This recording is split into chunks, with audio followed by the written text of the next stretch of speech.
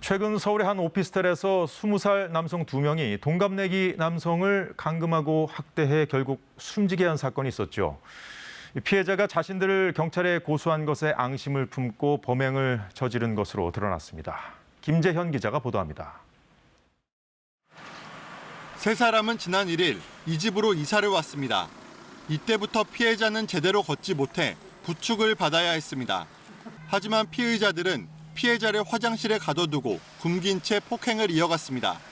결국 12일 만에 피해자는 몸무게 34kg, 영양실조 상태로 숨진 채 발견됐습니다.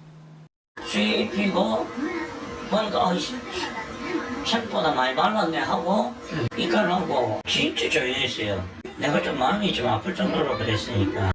경찰은 피해자에 대한 가혹행위가 지난 3월 말부터 본격화된 것으로 보고 있습니다. 피해자 부모로부터 경찰에 고소당한 데 앙심을 품었기 때문이었습니다.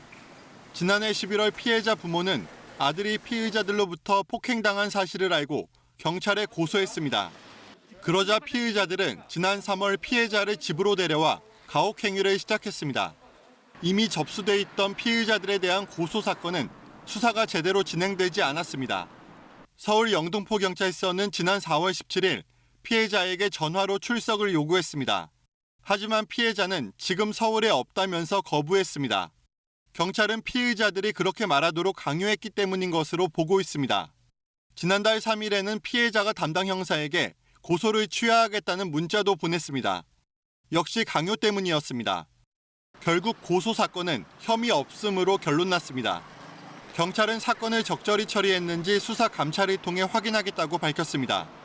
또 2차례나 실종 신고를 접수했던 대구 달성경찰서의 처리 과정도 살펴볼 계획입니다. KBS 뉴스 김재현입니다.